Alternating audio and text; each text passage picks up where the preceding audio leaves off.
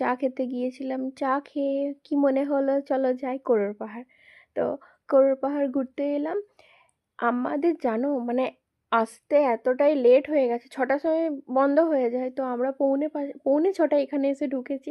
আর একদম তাড়াহুড়ো করে ছুটে ছুটে ছুটে ছুটে পুরো আমরা গুনেছি টোটাল আই থিঙ্ক 156, না না 115টা আমার মনে পড়েছে না, এরকম কিছু সিঁড়ি আছে।